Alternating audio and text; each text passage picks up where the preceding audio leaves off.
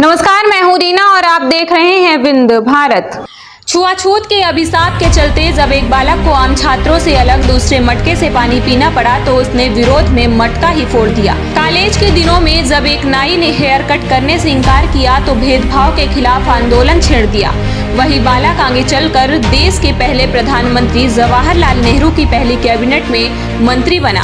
बांग्लादेश के निर्माण के समय रक्षा मंत्री के पद रहते हुए पाकिस्तान के दांत खट्टे किए तो बतौर कृषि मंत्री आजाद भारत की पहली हरित क्रांति को सफल बनाया। हम जिक्र कर रहे हैं बाबू जगजीवन राम की। बाबू जगजीवन राम बिहार में पले बड़े कद्दावर दलित नेता थे जो देश के प्रधानमंत्री पद के दावेदार भी रहे, लेकिन इंदिरा गांधी का साथ छोड़ने की हिमाकत और बेटे की अश्लील तस्वीरों ने उनके प्रधानमंत्री बनने की ख्वाहिश तो क्या बल्कि उनका 50 साल का राजनीतिक कैरियर ही तबाह कर दिया।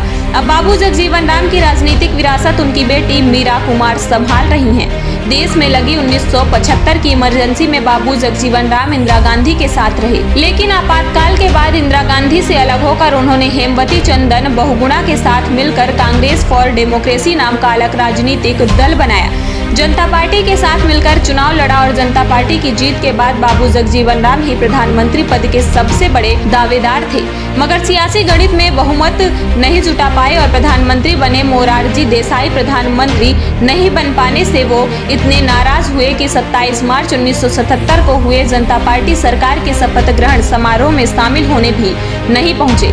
हालांकि बाद में जयप्रकाश नारायण के समझाने पर वो उप प्रधानमंत्री बने और रक्षा मंत्रालय की जिम्मेदारी भी उन्हें सौंपी गई। इसी दौर में बात 1978 की है जब सूर्या मैगजीन में जगजीवन राम के बेटे सुरेश राम की न्यूड तस्वीरें एक महिला के साथ छाप दी गई। 1979 में मोरारजी देसाई की सरकार तो गिर गई, लेकिन बेटे की अश्लील तस्वीरों से जगजीवन राम की जो जग हंसाई हुई उसके उनके पीएम बनने की रही सही उम्मीदें भी खत्म कर दी। इस घटना में जगजीवन राम के सियासी सफर की गाड़ी को पटरी से ऐसे उतारा कि वो फिर कभी रफ्तार नहीं पकड़ सकी और धीरे धीरे उनका राजनीतिक कैरियर चौपट हो गया।